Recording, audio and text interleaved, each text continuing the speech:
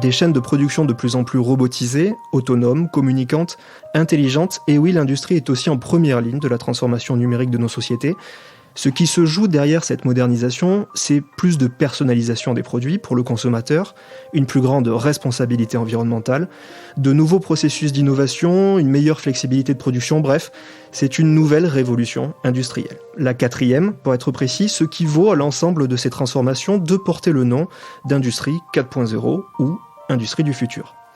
C'est le sujet de cette première émission de L'Apostrophe, un podcast proposé par l'Institut Mines Télécom et son média scientifique IMTech, et qui interroge des experts sur les grands sujets socio-techniques. Alors pour parler de l'industrie du futur, justement, nous recevons aujourd'hui Mylène Lagardère, enseignante-chercheuse à IMT Lille-Douai. Bonjour. Bonjour. Spécialiste en matériaux, vous travaillez en particulier sur les questions de conception et de suivi de la qualité des produits. On en reparlera, on aura l'occasion de développer tout ça.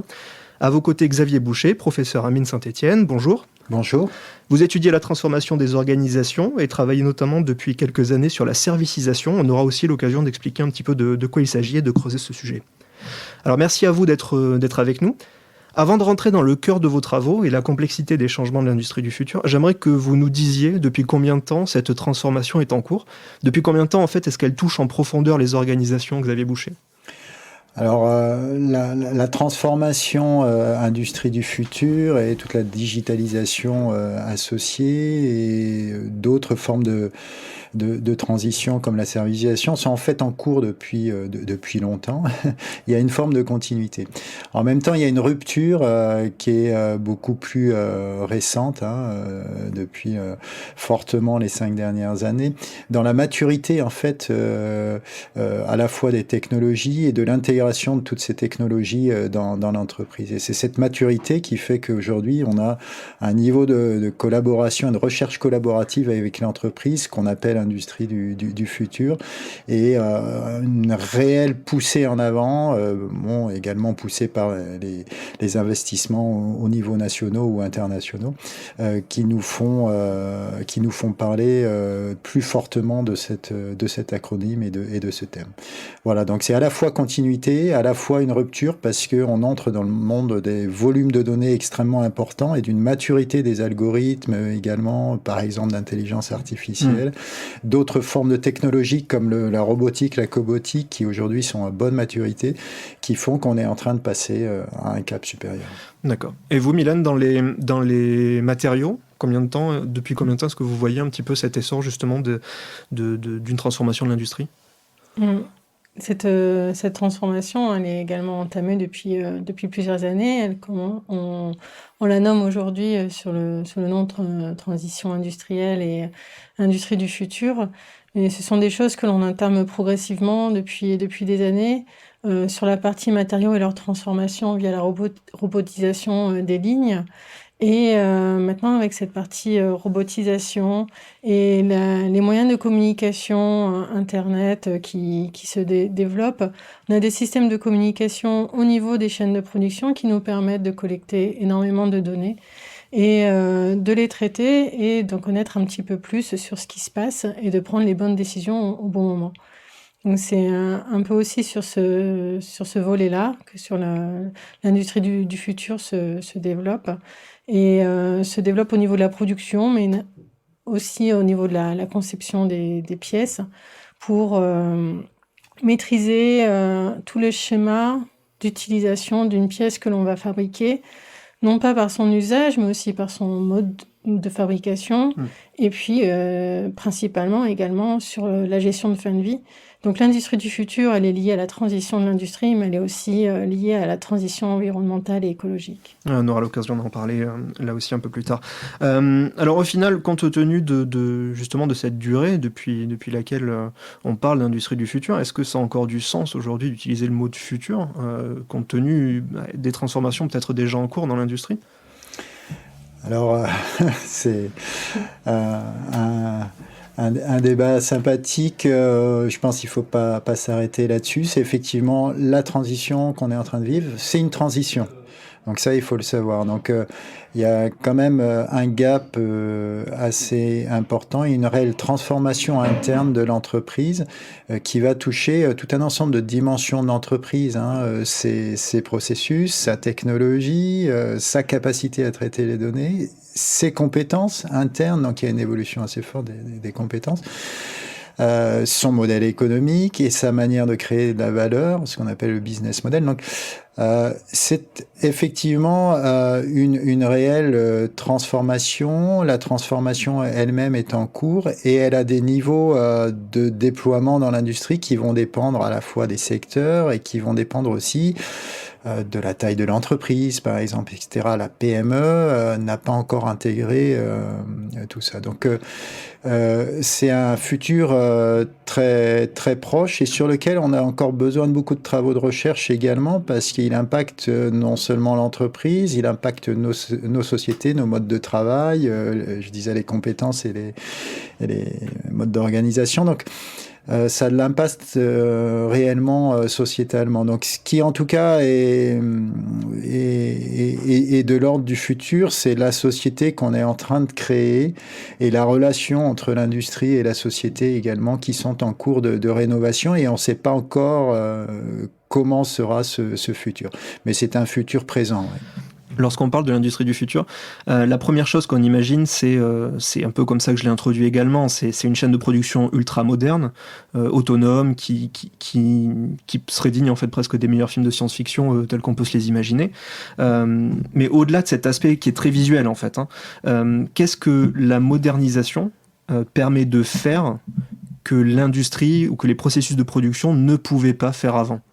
Quand on parle de ces nouvelles chaînes de production, il faut voir toute la chaîne de valeur associée à cette chaîne de production et les choix que sont amenés à faire les gens qui gèrent cette production au jour le jour.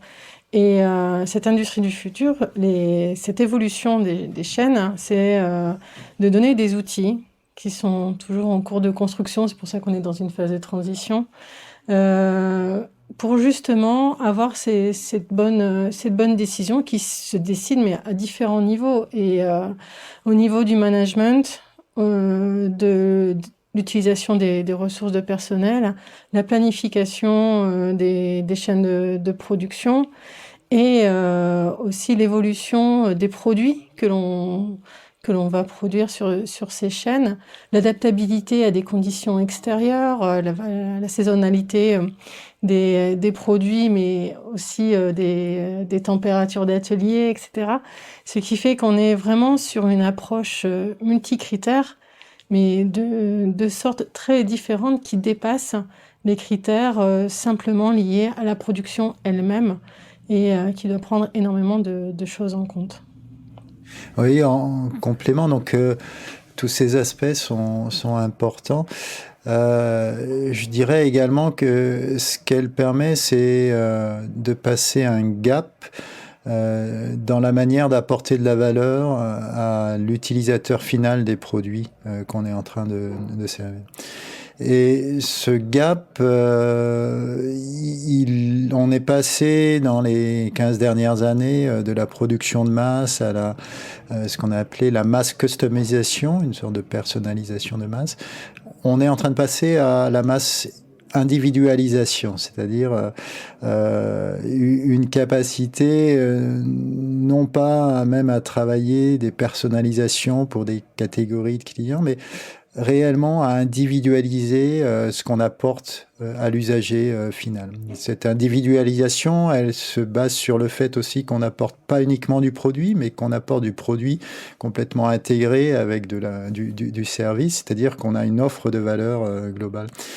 Et donc, tout ça, c'est aborder l'innovation, la conception, la relation au client d'une manière complètement nouvelle, qui derrière va induire du processus industriel nouveau.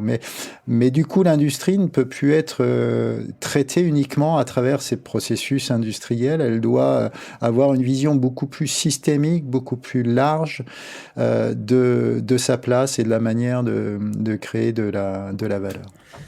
Alors justement, on va rentrer un petit peu dans le détail de cette transformation. Au début de l'année, vous avez entamé une collaboration de recherche entre vos deux écoles, IMT Lille-Douai et Mines Saint-Étienne, et l'entreprise ELM Leblanc, donc qui fait partie du groupe Bosch et qui est un industriel du chauffage. Vous travaillez en partenariat avec cette entreprise sur la question de la modernisation du ballon d'eau chaude. Pour un consommateur, l'habitant dans le logement, le ballon d'eau chaude, c'est un objet a priori banal, à tel point que dans beaucoup de logements, il est même caché. On ne s'en soucie pas, sauf quand il tombe en panne. Alors, qu'est-ce qui attire justement les chercheurs que vous êtes dans cette problématique du ballon d'eau chaude du futur, a priori? Mylène Lagardère, justement, expliquez-nous un petit peu les enjeux autour de cet objet-là. Oui, vous disiez que c'était un élément banal parce qu'on l'oublie quand il est chez nous. En revanche, c'est un élément qui va peser sur notre facture d'électricité, qui a une grande utilisation d'énergie et dont on a besoin au quotidien aussi. Donc, on ne voudrait pas le voir défaillant d'un jour à l'autre. Et c'est un peu dans cette thématique-là qu'on s'est rapproché de ELM Leblanc, dans cette transition industrielle et cette transition énergétique, pour apporter des services supplémentaires à l'usager, donc au niveau du ballon d'eau chaude. Et pour ma part, je parlerai plus des innovations technologiques qui seront liées à ce ballon de stockage d'eau chaude sanitaire. On peut envisager sur ce ballon d'avoir par exemple un pilotage intelligent qui va s'adapter au mode d'utilisation de l'eau chaude sanitaire que l'on va utiliser, que l'on soit une famille de 2 personnes ou de 4 personnes ou une famille qui évolue au cours de la semaine. Et également, donc là on va porter un ballon avec énormément de nouvelles fonctionnalités qui vont s'appuyer sur le suivi de l'usage, donc des capteurs à intégrer, donc de la technicité qu'on va venir apporter dans ce ballon d'eau chaude. C'est-à-dire que concrètement, qu'est-ce qui changerait durant la semaine pour l'utilisateur et sur la partie ballon d'eau chaude justement? L'idée, c'est de toujours apporter le service que le ballon d'eau chaude doit remplir. C'est-à-dire vous donner de l'eau chaude quand vous en avez besoin. En revanche, ces besoins évoluent en fonction de la semaine, en fonction du jour, de l'heure dans la journée. Et donc, si vous avez un ballon qui stocke de l'eau chaude à haute température alors que vous ne l'utilisez pas, vous dépensez de l'énergie qui ne sera pas utilisée. D'accord. En revanche, si vous avez un besoin assez important à un moment donné, vous avez besoin que cet élément soit extrêmement performant à ce moment-là. Et c'est toute cette anticipation dans le pilotage que l'on souhaite développer. Les développements d'innovation passent aussi par d'autres facteurs. L'élément principal d'un élément de stockage d'eau chaude, c'est l'échangeur thermique qui permet de chauffer justement cet élément. Et il y a des idées de conception qui peuvent être améliorées et apporter des solutions très intéressantes. Des solutions aussi à développer au niveau des matériaux pour augmenter la durabilité et l'efficience énergétique du ballon d'eau chaude. D'accord. Oui, c'est intéressant. Et votre question initiale est intéressante aussi. Un objet banal, effectivement, le ballon d'eau chaude. Il y en a dans tous les logements. C'est vrai que on a tendance à l'oublier. Et donc, je trouve ça intéressant qu'aujourd'hui, sur cette innovation, cette industrie du futur, on s'intéresse aussi aux objets banaux, finalement. Et ces objets banaux, ils sont là partout présents dans tout. Et ce ballon d'eau chaude, en fait, il est présent chez tout le monde, en fait. Et donc, il fait levier également dès lors qu'on s'intéresse à nos impacts, et par exemple en termes de durabilité au sens large, il fait réellement levier dans la société. C'est-à-dire, notre client est peut-être l'utilisateur, mais il est utilisateur en termes de population également. Donc peut-être qu'on est en train d'agir sur des leviers qui sont assez larges. Et par ailleurs, on part en fait d'une innovation technologique, et en termes de processus d'innovation, c'est très intéressant aussi pour les entreprises de regarder ça. On part du ballon d'eau chaude, mais en fait derrière le ballon d'eau chaude, ce matin on en discutait avec Mylène humaine, avec les industriels, eh bien, on va beaucoup plus largement que sur le ballon d'eau chaude. On est obligé de regarder le ballon d'eau chaude intégré dans son système. On est obligé d'analyser son cycle de vie. Donc, on commence à analyser les processus industriels, les processus logistiques associés.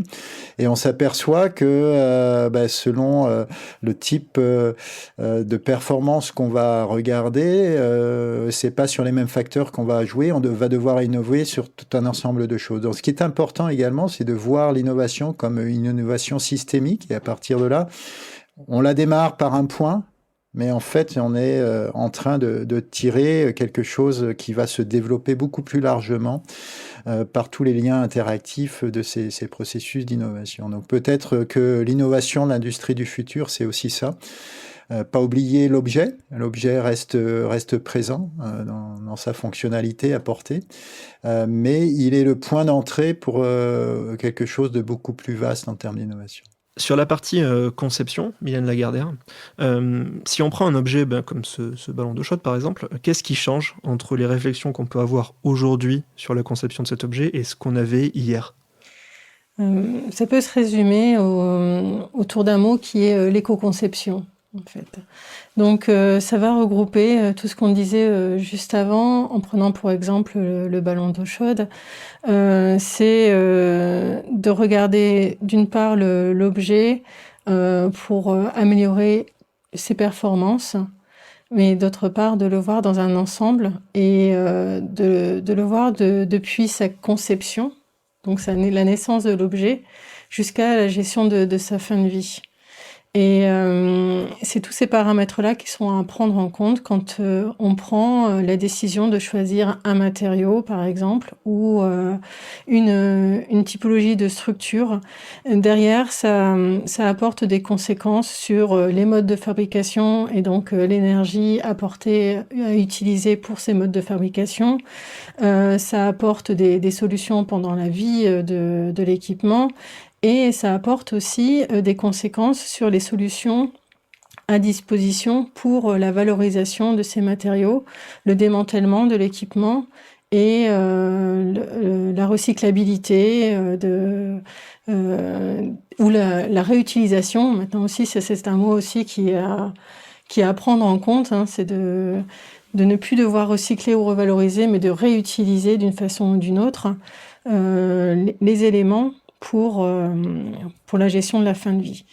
Et c'est tous ces éléments-là qui vont guider les choix de conception, tout en conservant les cahiers des charges auxquels l'équipement doit répondre pour rendre le service pour lequel il a été conçu. Et cette partie-là, en fait, fait partie de la conception, on va dire, traditionnelle de l'équipement. Ça veut dire que ces paramètres, ils n'étaient pas pris en compte avant, ou on les prend en compte d'une manière différente ? On va les prendre d'une manière différente parce que avant on partait surtout de ce cahier des charges dimensionnel, et on réalisait l'équipement et on adaptait la solution en fonction de ces critères. Aujourd'hui, ces critères vont même être présents, même prépondérants dans le choix qui va être fait et vont même gouverner les choix de matériaux, de structures qui peuvent être faits dès la phase de conception. L'exemple d'un paramètre qui peut en fait gouverner à tel point qu'il va conditionner, mais de manière primaire, le choix qui va être fait dans la conception, et qui, peut-être auparavant, parce qu'on n'arrivait pas à le mesurer, à le quantifier, à le prendre en compte, ou pour des raisons diverses, aurait été relégué au second plan. C'est difficile à répondre directement, mais ce qu'on peut citer comme exemple, c'est par exemple sur la gestion de la fin de vie, par exemple. Si on a un matériau qui n'est pas recyclable, alors il ne sera pas considéré alors qu'il répondait totalement au premier cahier des charges dimensionnel, etc. En revanche, ce cahier des charges va être évolutif aussi parce que les solutions et les solutions de valorisation évoluent également elles aussi et avec de plus en plus de possibilités. Et donc, par exemple, un nouveau paramètre qui pourrait être lié à cette thématique-là serait le législatif, qui va donner un coup de pouce éventuellement à des solutions de valorisation et donc favoriser une certaine catégorie de matériaux par rapport à ce critère. D'accord. Pourquoi est-ce que c'est si difficile de prendre en compte justement tous ces paramètres et en quoi ça consiste en fait d'un point de vue de recherche?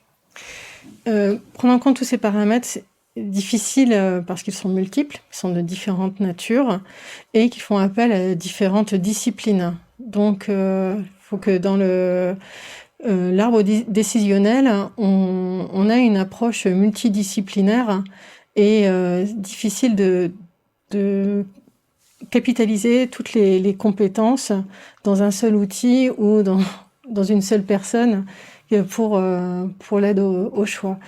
Ce qui est difficile aussi, c'est que selon les contextes d'un pays à un autre, par exemple, d'une région à une autre, d'une entreprise à une autre, le curseur va être différent. C'est-à-dire que pour certaines applications, certains critères seront prépondérants par rapport à d'autres. Et c'est la façon dont on va disposer ces curseurs aussi qui vont amener à une solution à une autre, qui pourront avoir exactement les mêmes fonctions, mais avec des impacts sur le coût, sur le service, sur l'environnement qui peuvent être différents. C'est-à-dire que l'idée, c'est de proposer un outil à un industriel qui va lui permettre d'arbitrer, mais sans pour autant prendre la décision à sa place. Non, on ne pourra jamais prendre la décision à la place de quelqu'un. Et puis surtout, comme je le disais, l'outil doit évoluer, les paramètres vont évoluer et les curseurs, les enjeux évoluent aussi constamment. Donc, c'est à chaque fois que l'on utilise un outil, de toute façon, il faut une compétence derrière pour comprendre la décision de cet outil et l'adapter sur ce que l'on sait faire, sur ce que l'on peut faire. Et ça, ce sera toujours vrai, quoi qu'il arrive. Ça amène aussi un changement des métiers, des mentalités et des montées en compétences aussi du personnel qui est impliqué dans cette chaîne de décision à tous les niveaux, hein, du technicien jusqu'à l'ingénieur, le manager, qui participe sur cette chaîne décisionnelle. Alors justement, avec ces nouveaux produits qu'il faut prendre en compte, on touche le sujet de la servicisation. Expliquez-nous, Xavier Boucher, ce que c'est. Alors ça a été un petit peu déjà évoqué, hein, introduit par Mylène. Penser service, c'est d'abord penser valeur pour l'usager. Et donc c'est effectivement transformer la manière de concevoir, mais dès le point de départ. Et on accompagne beaucoup les industriels actuellement à transformer leur méthode de conception pour être capable non plus de concevoir un produit qui répond à un cahier des charges, mais d'imaginer de nouvelles formes de valeur, de nouvelles manières de distribuer la valeur, de la construire, souvent pas uniquement seul, mais en collaboration avec d'autres industriels, et de nouvelles manières de la délivrer sur le marché. Donc, penser service, c'est penser valeur et penser résolution d'un problème global au client, pour le client, ou l'usager. Ça ne devient plus un client, ça devient un usager en interaction avec nous, et souvent en interaction durant tout le cycle de vie. Voilà, donc ensuite, on ira plus dans le détail de cette offre de valeur qui va effectivement être traduite durant tout le cycle de vie du système qui reste le produit support de l'interaction avec le client. Durant tout ce cycle de vie, on peut lui apporter des services à différentes phases du cycle de vie. Ça signifie qu'on va s'intéresser à comprendre ses problèmes à différents moments et comment, sur ces problèmes, on peut lui apporter un plus. Donc, c'est des stratégies aussi de différenciation fortes, hein, dans ce qu'on peut apporter aux clients. Donc concrètement, ça veut dire que, pour reprendre cet exemple du ballon d'eau chaude, quand on achète un ballon d'eau chaude, on n'achète plus justement seulement cet objet, on achète aussi des services qui vont l'accompagner. Alors, dans le secteur des systèmes thermiques, c'est très intéressant parce que la relation au client est en train de se transformer complètement. non plus vers l'achat d'une machine, effectivement, comme vous le signalez, mais vers l'achat de quelque chose d'autre qui est un confort thermique, par exemple, et pas que, hein, et pas que. Donc on parle de contrat de performance énergétique et c'est en train de se développer à l'échelle européenne assez fortement, ce qui suppose donc à la fois le client exprime une attente beaucoup plus globale. La machine, il a plus peut-être l'expertise pour exprimer est-ce que c'est telle ou telle machine, et ça n'est plus le problème. C'est quel est le confort thermique par rapport à quelle situation, habitat, etc. Et puis, la relation au client va se développer complètement différemment, souvent aujourd'hui à travers une plateforme numérique qui va lui apporter la capacité d'exprimer son problème, mais d'avoir accès aussi à d'autres formes de ressources, même en termes de financement, en termes d'aide au diagnostic de son besoin. Et puis, ultérieurement, cette plateforme deviendra également le support de toute l'interaction avec le client à long terme. Donc, effectivement, le client en lui-même apporte quelque chose qui est un problème beaucoup plus global et on essaie de lui apporter une valeur beaucoup plus large que simplement la vente d'un produit. Alors, est-ce que ça veut dire qu'il faut prévoir ces nouveaux services qui ne sont pas encore forcément bien ancrés pour l'utilisateur, mais aussi pour l'industriel? Et qu'est-ce que ça veut dire, en fait, prévoir aussi ces services? Donc, c'est une question importante, cette anticipation. Et on accompagne les industriels également à développer une capacité d'évolutivité de leur offre régulière. C'est bien sûr quelque chose qui préexistait, mais on a, en le couplant avec l'industrie du futur, un suivi, une traçabilité presque permanente de l'évolution des besoins et des attentes des consommateurs, qui fait que cette adaptabilité, on la gère beaucoup plus fortement qu'auparavant. Donc, ça signifie au moment où on est en train de concevoir une nouvelle offre de valeur et les travaux qu'on est en train de faire avec ELM vont quand même apporter des petites révolutions dans le domaine du ballon, hein, si tous les travaux de Dominienne vont jusqu'au bout. Et voilà, à travers cette innovation, il y a un premier chantier qui est l'offre de valeur initiale, de façon à ce que les résistances des utilisateurs face à une innovation, hein, qui sont des phénomènes très classiques, puissent être gérées correctement pour que l'innovation rencontre le marché dès le début. Et donc que l'offre de valeur, elle soit alignée par rapport aux besoins de valeur. Donc toute cette analyse de valeur qui est préalable permet d'anticiper ces risques-là et d'assurer, d'essayer de limiter les risques d'échec par l'innovation.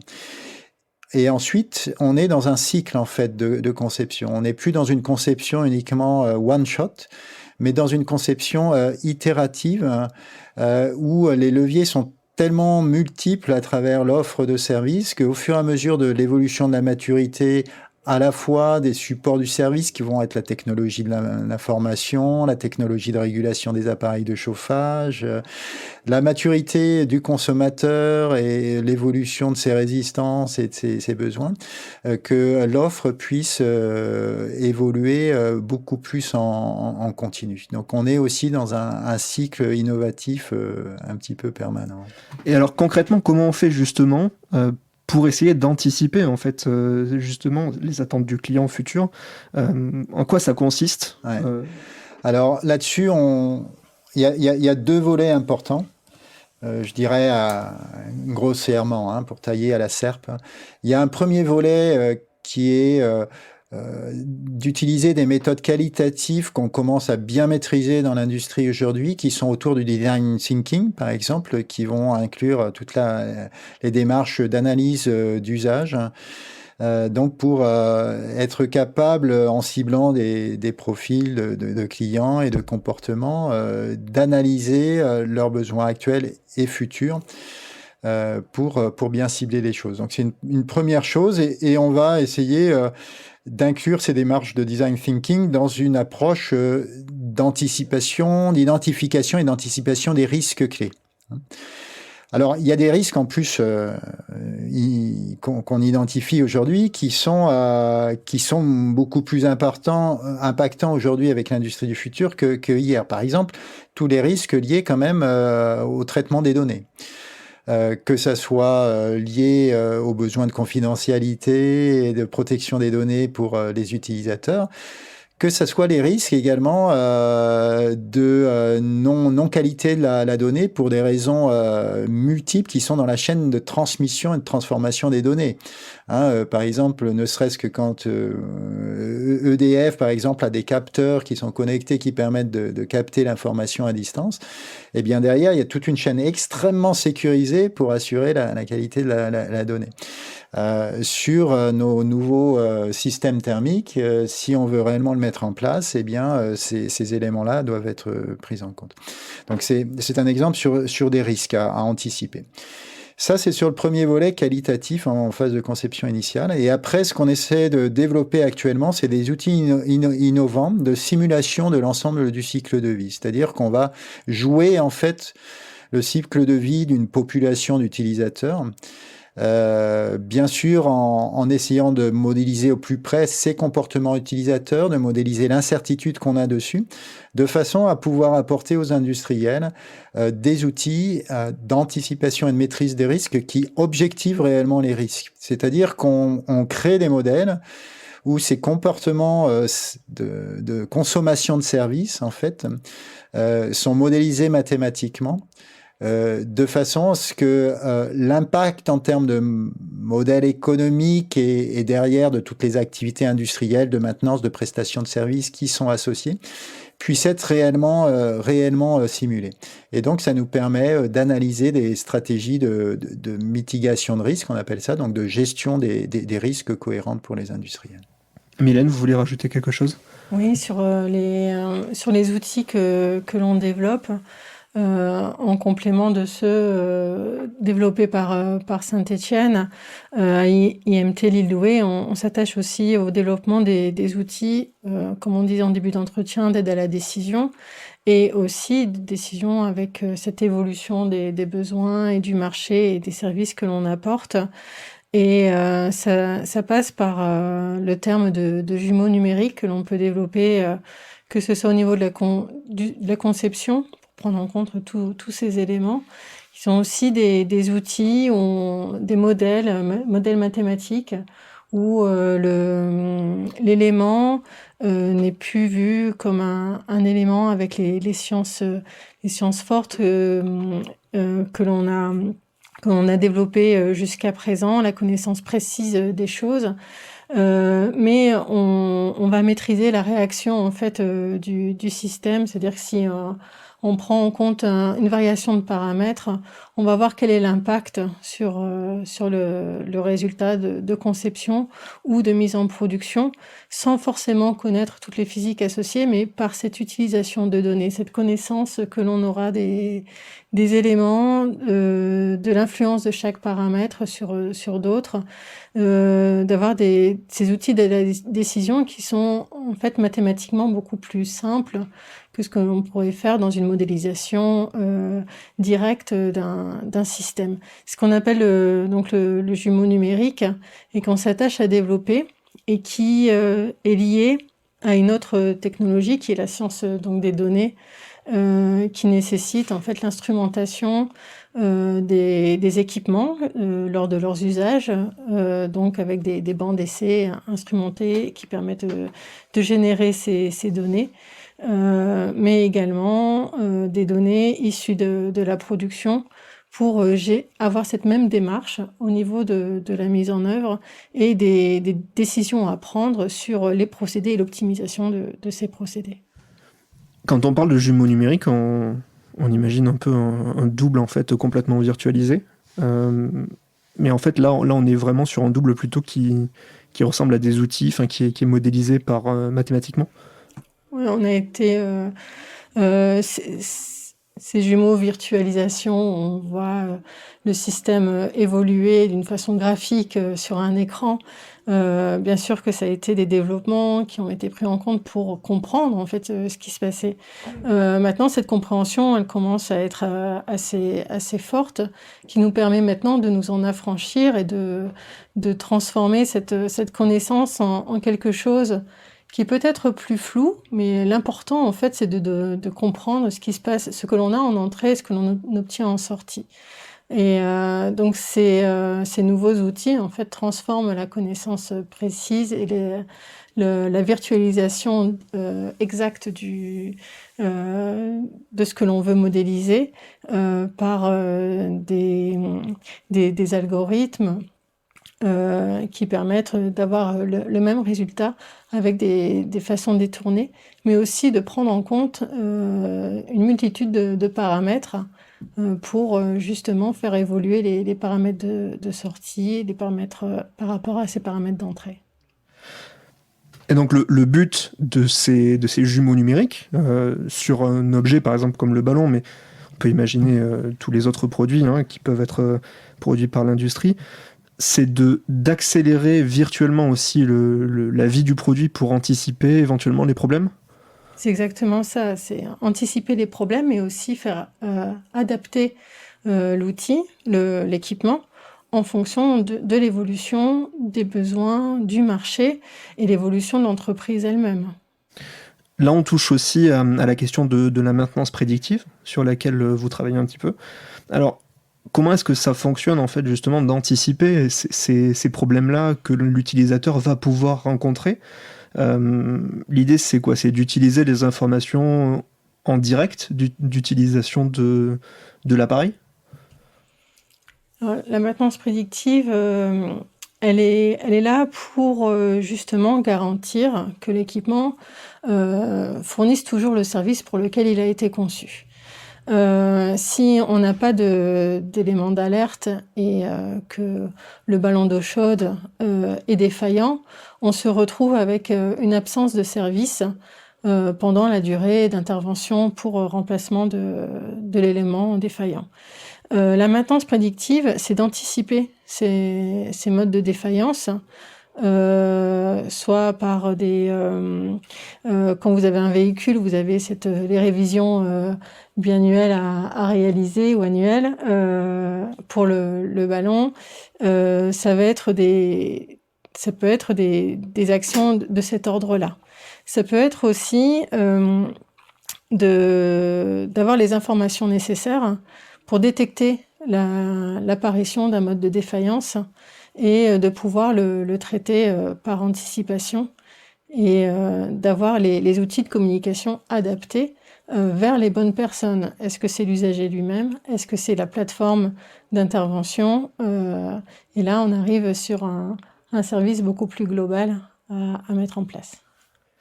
C'est Boucher. Oui, alors si on vient un petit peu sur cette question des jumeaux numériques, effectivement, à terme, si on regarde l'exemple de notre système thermique, c'est intéressant également de réfléchir en termes de stratégie globale, notamment de prestation de services apportés aux clients.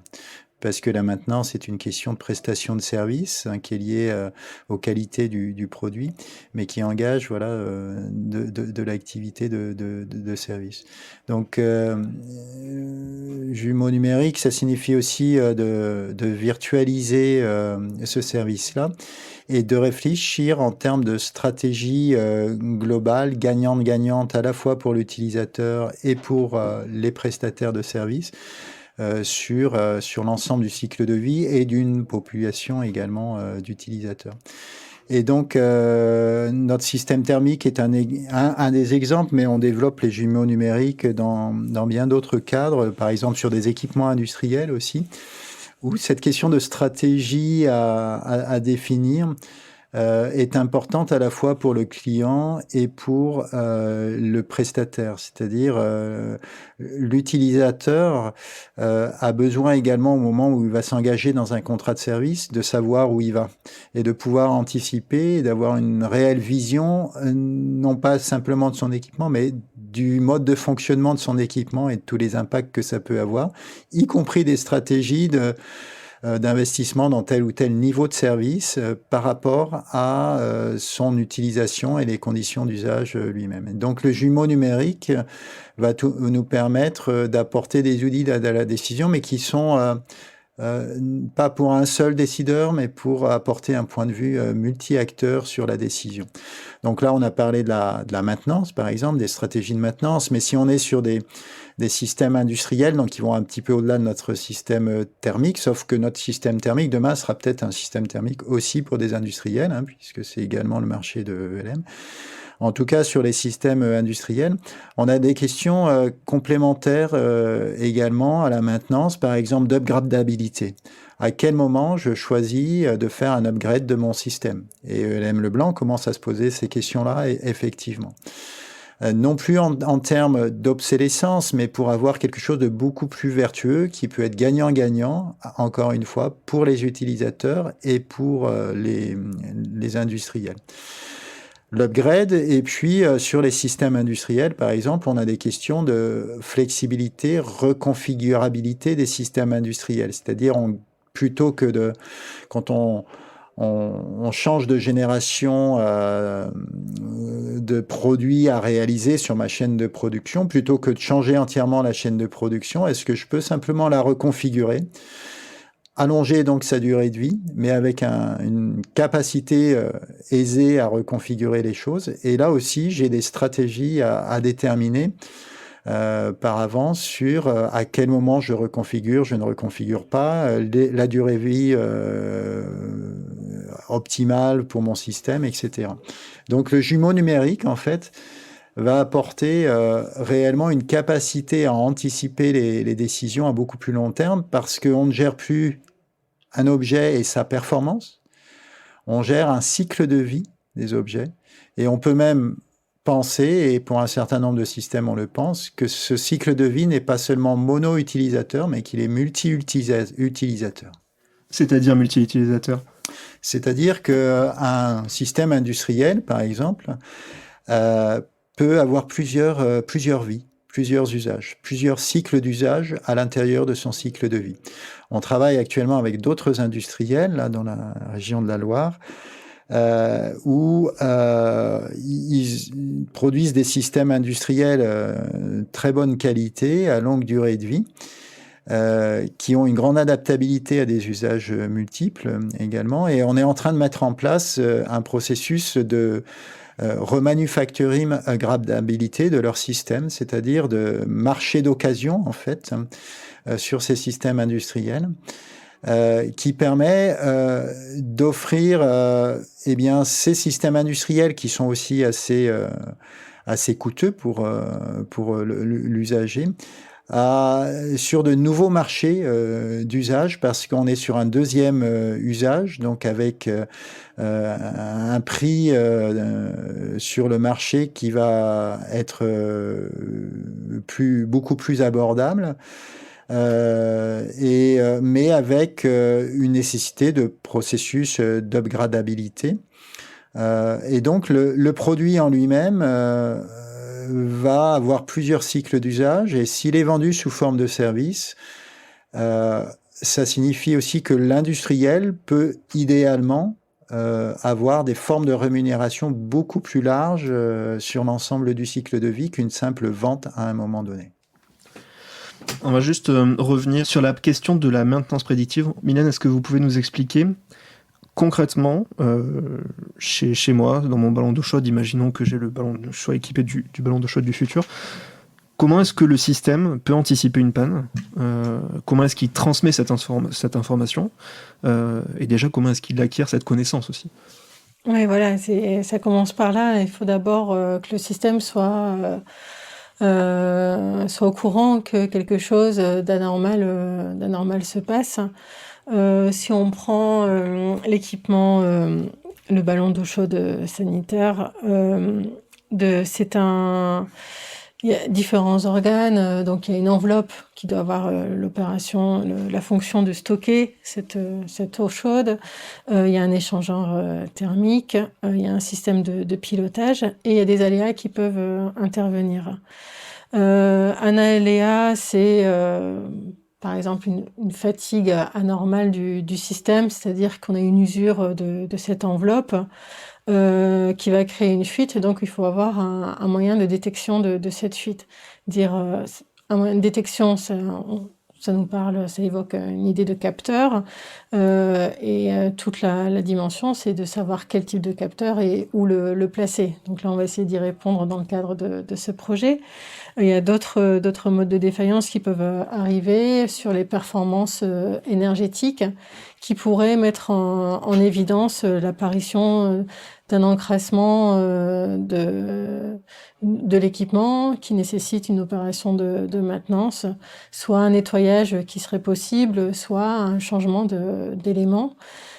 Aussi défaillance, si on vient sur un pilotage beaucoup plus intelligent, c'est-à-dire des nouveaux éléments électroniques à introduire. Donc on peut aussi avoir des sondes aussi thermiques, etc., de pilotage, de captage en fait de débit d'alimentation et de sortie de ce ballon d'eau chaude.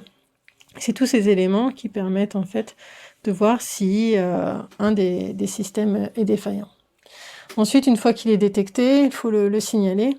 Et là, il y a des schémas à évaluer. Est-ce que c'est un signalement vers l'usager ou directement vers une plateforme de maintenance connectée qui permettrait en fait d'intervenir sans que l'usager ait lui cette information directement.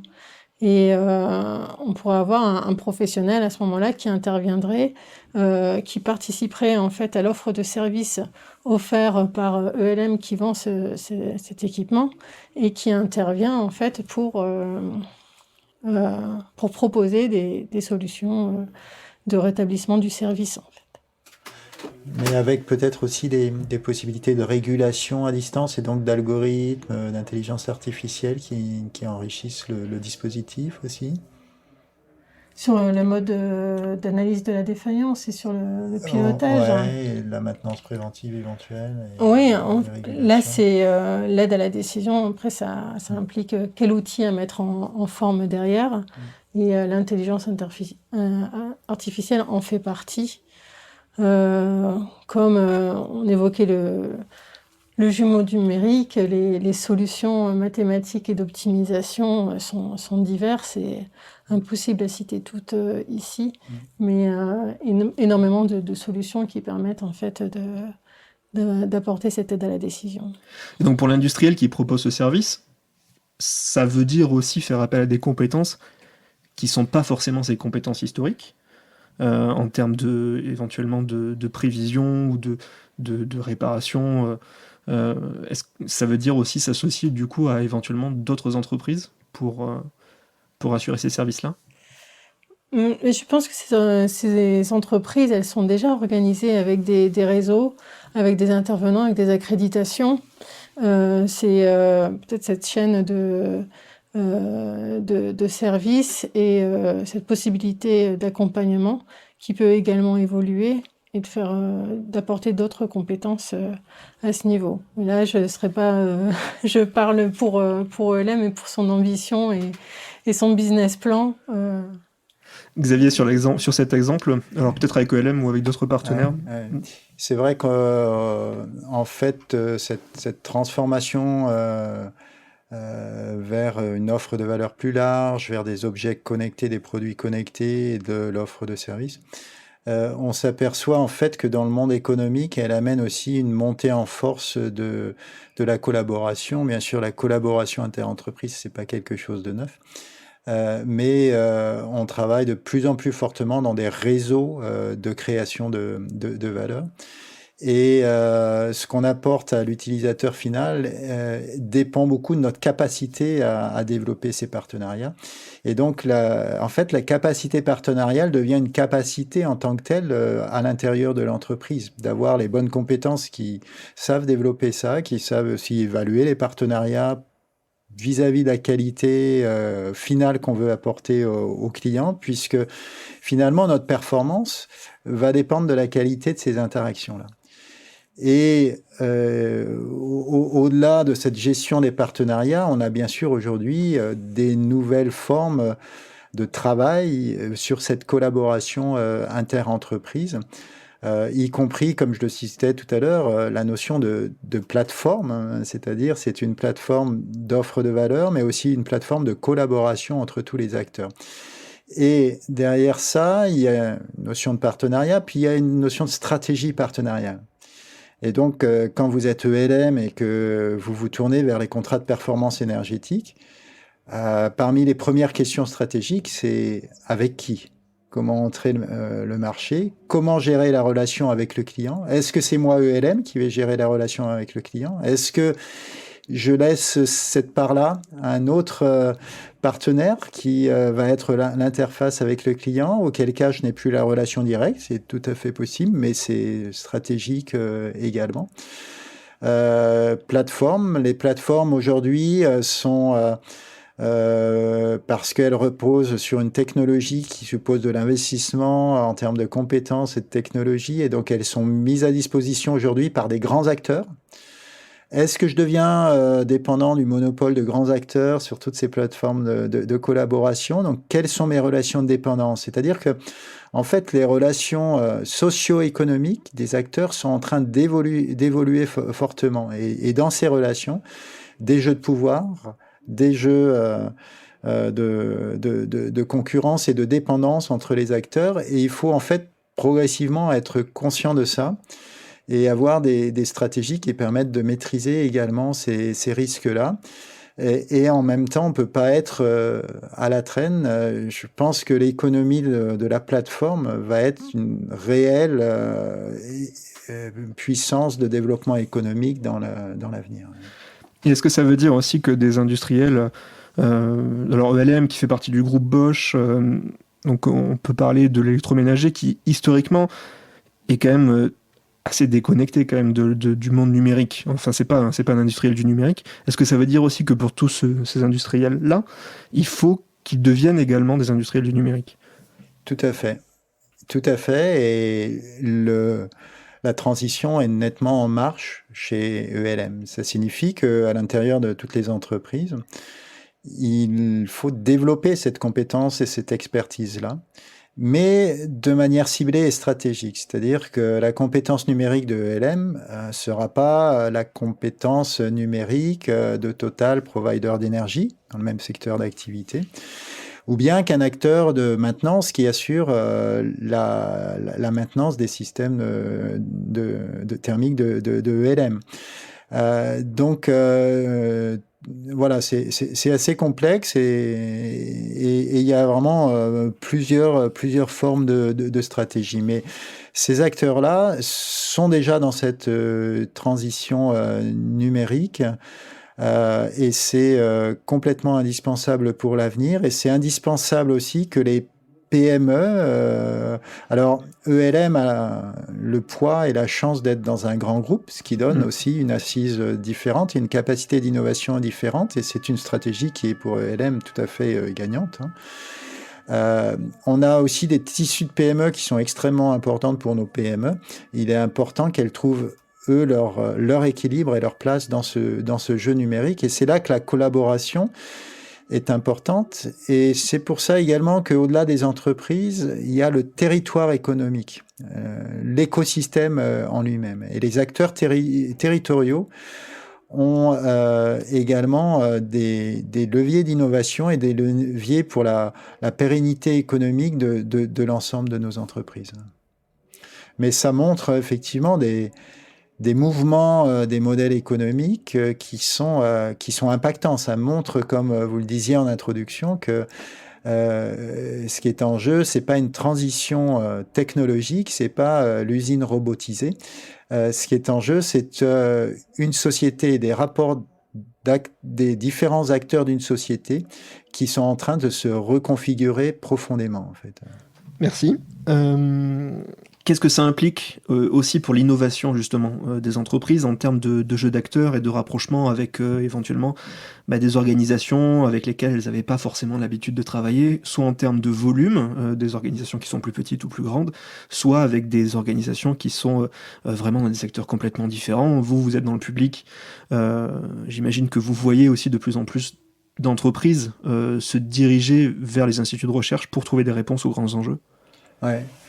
Alors, je vois, mais Mylène complétera aussi, deux leviers là importants que vous signalez.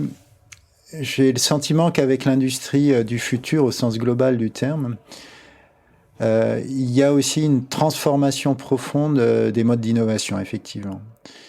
Et pourquoi ? Parce que la capacité d'innovation va devenir quelque chose non seulement d'essentiel, mais de complètement intrinsèque à la vie de l'entreprise. Et pour autant, avoir une capacité d'innovation, c'est pas si facile que ça, du tout. Et d'apporter l'innovation, comme on le voyait avec ELM ce matin, jusqu'au développement et au marché également, hein. Et donc, ça s'appuie sur des formes d'innovation et ELM teste des choses qui sont très intéressantes actuellement et qui s'appuient donc sur un fonctionnement en réseau collaboratif, notamment avec les instituts de recherche, de façon à ce que cette capacité d'innovation soit une capacité distribuée et accepter et trouver les moyens de réguler une capacité d'innovation qui est distribuée entre plusieurs acteurs et qui font que les instituts de recherche finalement deviennent un petit peu l'entreprise étendue également, mais sans enlever aux instituts de recherche leur liberté et la manière de diriger leur propre recherche. Et puis il y a une deuxième dimension que je vois, c'est la dimension d'une innovation qui n'est pas que pour ELM, mais qui va devenir collaborative. Et on a vu émerger assez rapidement, même dans le montage du projet déjà, des opportunités de collaboration avec d'autres PME qui apportent des parties de compétences complémentaires, parce qu'on s'aperçoit que en travaillant à partir de l'objet ballon, oui, on a la compétence ELM, mais on vient rajouter des compétences d'expertise très spécifiques qui peuvent faire levier important, surtout quand on l'aborde avec toute la dimension service. Et donc, à la fois ELM a besoin de ça, et à la fois c'est pour d'autres PME, peut-être plus petites, qui n'ont pas toute la capacité d'innovation de ELM, c'est une opportunité remarquable également. Et c'est cet écosystème et ce cercle vertueux de dynamique innovante de l'écosystème qui est, à mon avis, très important pour l'avenir. C'est en ce sens que l'aspect territorial également de l'innovation mérite réellement une attention à la fois de la part des politiques, mais à la fois pour comprendre les mécanismes qui sont en jeu et pouvoir demain dessiner des formes d'innovation un petit peu complémentaires. Oui, c'est ce que ELM a bien compris et bien assimilé dans sa démarche, et pour lequel nous ont associés à cette démarche en s'adressant à l'IMT pour mettre en place un partenariat au long cours, parce que l'action qui nous rassemble aujourd'hui n'est qu'une des actions qui sont établies entre ELM et l'IMT, et que ce sont différentes actions qui amènent à cette transition de ELM qu'il a jugée nécessaire et qu'il a bien comprise. Aussi, la recherche en France s'articule avec des leviers de financement, parce que tout ça, forcément, nécessite des ressources. Et ce projet qui nous réunit était financé par l'Agence nationale de la recherche, Et c'est une belle opportunité qui permet d'avancer, de proposer énormément d'innovations, différents sujets abordés qui vont se traduire, s'expérimenter sur un équipement qui était identifié, mais qui doit ensuite se propager au sein de l'entreprise ELM sur d'autres équipements à usage thermique, mais ruisseler ensuite vers les PME, vers d'autres entreprises qui, elles aussi, peuvent bénéficier d'autres aides de financement pour construire également leur transition de leur façon de travailler, leur transition industrielle, leur transition numérique aussi, comme on l'a évoqué, et bien sûr leur transition environnementale pour prendre en compte toutes les contraintes liées au secteur d'activité. Merci beaucoup Mylène Lagardère et merci Xavier Boucher d'avoir été avec nous. Merci à vous. Merci. Merci également au Carnot Télécom et Société Numérique qui soutient cette émission. Vous pourrez retrouver cet épisode de l'Apostrophe ainsi que les prochaines émissions sur le site IMTech et sur les plateformes Spotify, Deezer, Apple Podcasts et YouTube. Merci enfin à nos auditeurs de nous avoir écoutés et rendez-vous pour le prochain épisode qui sera consacré à la 5G.